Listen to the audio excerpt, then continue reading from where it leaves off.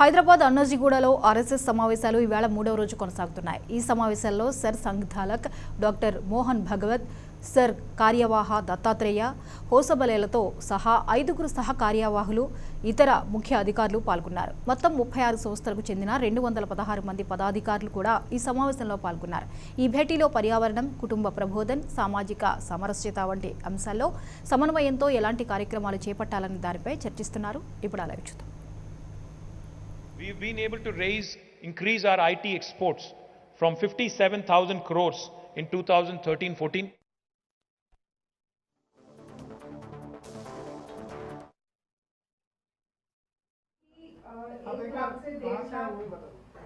मैं Republic TV से हूँ।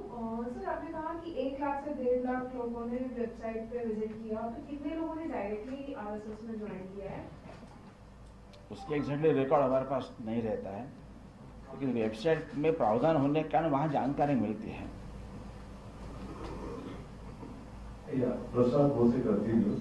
सर, इस बार का मेन भारत सेंट्रिक एजुकेशन पे आपके डेलिब्रेशंस हुए हैं, तो क्या ओके आपने निर्णय तो लेने का यहाँ तक कोई बात नहीं कही है, लेकिन क्या मुख्य बातें सामने आई है इस डेलिब्रेशन में एजुकेशन को लेकर के? भारत सेंट्रिक एजुकेशन जो थीम था, नहीं, भारत के इतिहास को ठीक से बताना चाहिए जो नहीं बताया गया।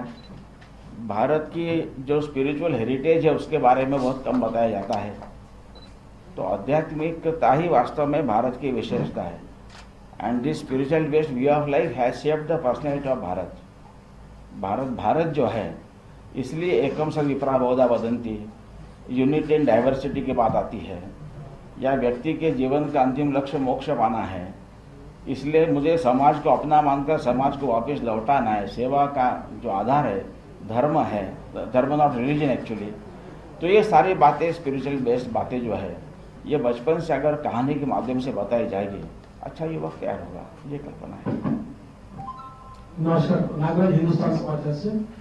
सर, संक्रमण से संघ की गतिविधि में पहला चरण दूसरे चरण में कुछ धीमी हुई है क्या गतिविधियों में? संक्रमण क्या है? पहला चरण दूसरा चरण कोविड वो बोलिए ना। नहीं, धीमी नहीं हुई है, अभी भी प्रवास चल रहे हैं, लेकिन अभी फिर से थर्ड वेव आ रहा है, बंधन रिस्ट्रिक्शंस है, सभी जगह सरकारी नियमों का और बंधनों का पालन करते हुए काम बढ़ते हैं। जगत राजू से अभी संघ में वनवासी के लिए वनवासी कल्याणी परिषद से है, अभी दलित ऐसे लोगों के लिए संघ के कुछ काम कर रहे हैं, कैसा काम चल रहा है संघ में? ऐसे दलित वगैरह अलग शब्द तो हम लोग नहीं मानते हैं, लेकिन ये शेड्यूल कास्ट जो वर्ग है उनके साथ संपर्क बढ़ाकर उनके साथ एक भाईचारे का भाव निर्माण हो और जो जातिगत डिस्क्रिमिनेशन दूर हो, इसके लिए सामाजिक समरसता के नाम से स्वयंसेवक समाज में काम कर रहे हैं।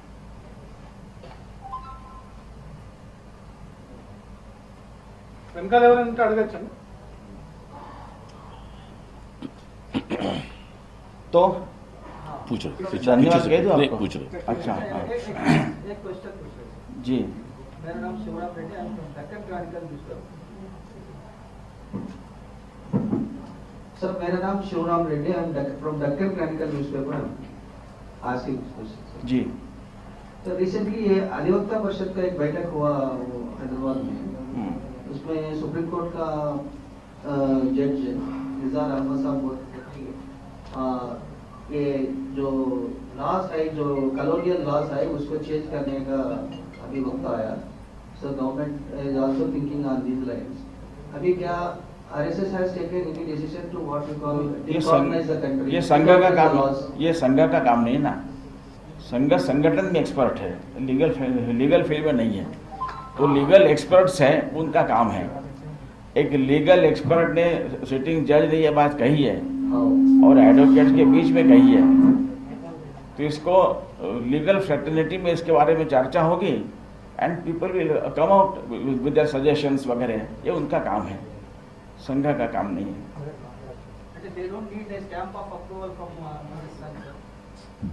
क्या कहा? एक मिनट,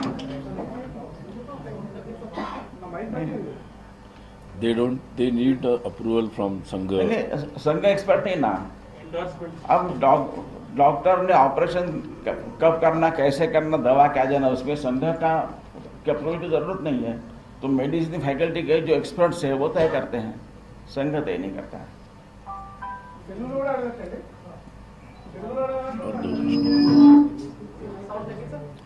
अगर नहीं पूछ सकते छोड़ देना चाहिए, हैं? नहीं पूछ छोड़ देना नहीं चाहिए। नहीं, खड़े हैं वो पीछे। सर मेरा नाम विवेक है, मैं द न्यू इंडियन एक्सप्रेस से आया हूँ। मेरे एक्चुअली 2 प्रश्न हैं।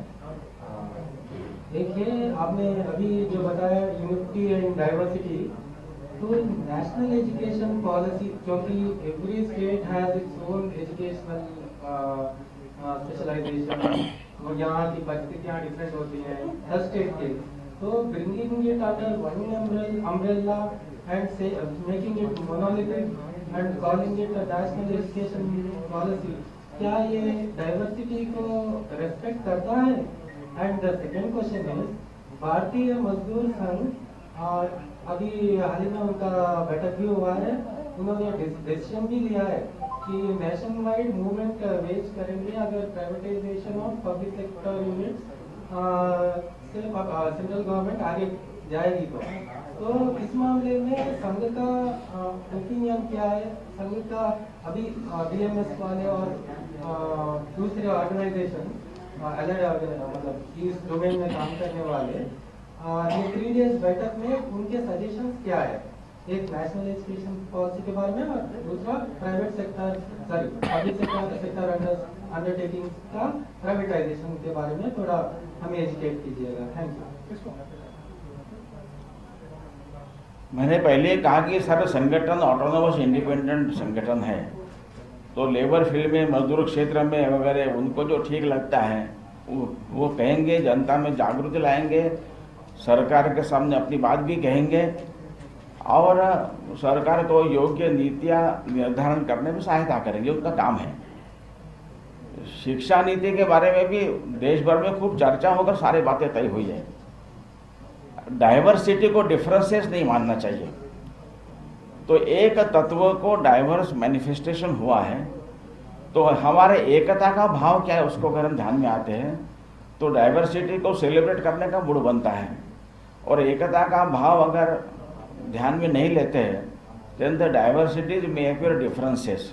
इसलिए प्रत्येक प्रदेश की विशेषता है, प्रत्येक प्रदेश की कहानी है, उन कहानियों को लेकर जो बात बताई जाएगी वो बात तत्व एक रहेगा, कहानी अलग रहेगी, भाषा अलग रहेगी, और प्रत्येक प्रदेश के एग्जाम्पल्स अलग होंगे। तो यूनिफॉर्मिटी नहीं है, यूनिटी इन डाइवर्सिटी की बात है। डॉक्टर साहब, ये सवाल हालांकि इसका नहीं है, लेकिन देश में पिछले 2 दिनों से आप मालूम होगा कि प्रधानमंत्री के जो सिक्योरिटी को लेकर के बात चल रही है, जो पंजाब में हुआ है, जरूर लाइक आपकी नजर होगी उस पर, तो क्या आरएसएस का कहना है? गंभीर बात है, उस पर जांच भी हो रही है and the officers those are responsible for it. तो सरकार अपना काम करेगी निश्चित। ये ठीक नहीं हुआ है, मतलब एक संवैधानिक सर्वोच्च पद के व्यक्ति को इस प्रकार से खड़ा रहना पड़ना, ये ठीक नहीं हुआ है, देश के लिए ठीक नहीं है। चलिए, तो आप सबका धन्यवाद। है प्रश्न? अच्छा, या లక్ష్మి అండి, నేను ఎక్స్ప్రెస్ న్యూస్ ఏజెన్సీ నుంచి. గిరిజన ప్రాంతాల్లో మీ శాఖలను విస్తరిస్తే అవకాశం ఉందా? ఎందుకంటే కేంద్ర రాష్ట్ర ప్రభుత్వాల పథకాలకు ఆ ప్రాంతాలకు అందట్లేదు. మీరు సిటీలో ఏంటంటే కోఆర్డినేషన్ చేస్తున్నారు ఆర్ఎస్ఎస్ తరఫున, ఆ ప్రాంతాల్లో శాఖలు విస్తరించి చేసి ఆ ప్రాంత ప్రజలకు దేశ రాష్ట్ర కేంద్ర పథకాలు అన్నింటి విధంగా విద్య, వైద్యం, ఆరోగ్యం ఉన్నాయి అవన్నీ, వాటి విషయం మీరు ఏం చేస్తున్నారని శాఖ అనేది. गिरिजन प्रांतों में, गिरिजन प्रांत जो है वनवासी क्षेत्रों में, वहाँ पर गवर्नमेंट के स्कीम्स का इम्प्लीमेंटेशन ठीक से नहीं हो रहा है, तो वहाँ पर अपने शाखा का जो विस्तार हो रहा है उसके कारण से कुछ कर सकते क्या वहाँ पर आरोग्य में या फिर वैद्य विद्या में उस क्षेत्र में? भारत की परंपरा ये वेलफेयर स्टेट नहीं रहा है, ये यूरोपियन कंसेप्ट है। रविन्द्रनाथ टैगोर का एक स्वदेशी समाज नाम का ऐसे है, उसमें यह बात स्पष्ट बताई है तो संघ एक सामाजिक संगठन है, तो सामाजिक समाज को संगठित करते हुए ऐसे सभी कार्यों में समाज को सक्रिय करने का काम संघ कर रहा है। गवर्नमेंट पॉलिसीज को इम्प्लीमेंट करना ये सरकार का काम है। सरकार अगर सहायता मांगेंगी तो सहायता देंगे। समाज के हित में कोई भी हमको सहायता मांगता है, हम सहायता देंगे, लेकिन सरकारी पॉलिसी इम्प्लीमेंट करना ये संघ का काम नहीं है। संघ समाज को सक्रिय करते हुए ऐसे अनेक काम कर रहा है। सर, एक लास्ट क्वेश्चन, कोविड को लेकर के హలో, పేరు రాజశేఖర్ అండి. నేను ఆంధ్రప్రదేశ్ స్టాఫ్ రిపోర్టర్ని. ఆర్ఎస్ఎస్ చివరి లక్ష్యం ఏంటి? आरएसएस का लक्ष्य क्या है, आखिरी लक्ष्य? इस भारत को दुनिया में सर्वश्रेष्ठ देश बनाना। भारत की पहचान भारत की स्पिरिचुअलिटी है, इसलिए भारत के पर्सनैलिटी में एंटायर पीपल ऑफ भारत एक विशेष है। इसलिए भारत के लोग वर्ल्ड ट्रेड के लिए दुनिया भर में जाते थे। अंगस मेडिसन का पुस्तक तक वर्ल्ड ट्रेड का शेयर हाईएस्ट था। हमारे लोग बाहर अनेक देशों में गए। We did not capture the land, we did not convert people, we did not colonise them, क्योंकि भारत का एक विचार अलग है। इस भारत की पहचान को लेकर ये दुनिया भर के लोग अपने अपने देश से प्रताड़ित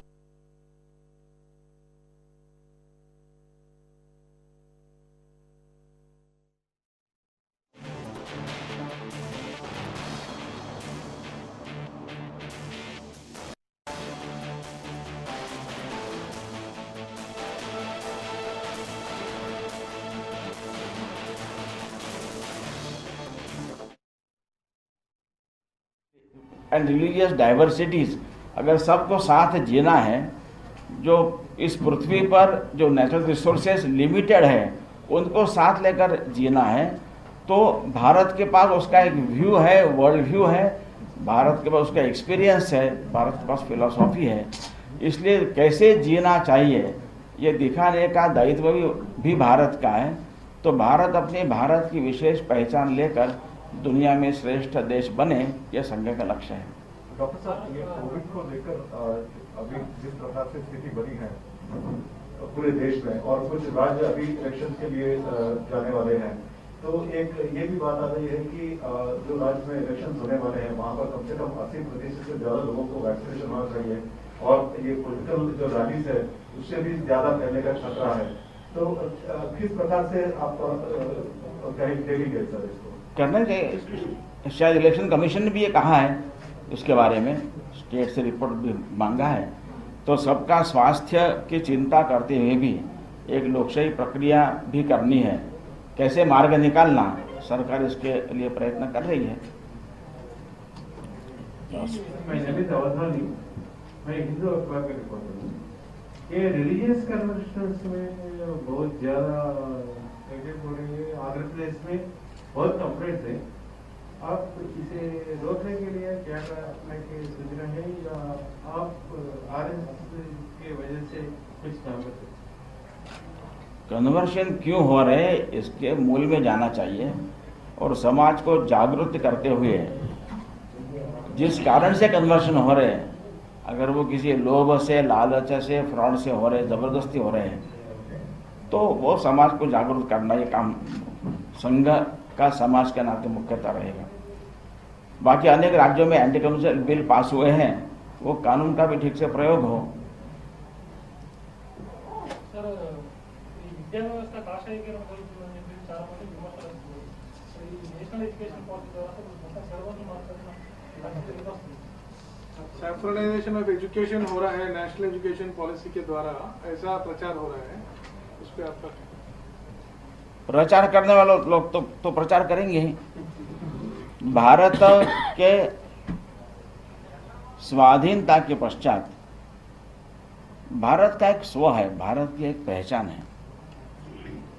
उस पहचान को नकारना, उसका विरोध करना, भारत को एक सूत्र में बांधने वाला जो तत्व है उसका विरोध करते हुए समाज में अनेक प्रकार के टुकड़े करना, ऐसे टुकड़े टुकड़े ज्ञान तो काफ़ी काम कर रही है। और इसलिए जब एकता का भाव जगाने वाली बात आती है तो तरह तरह के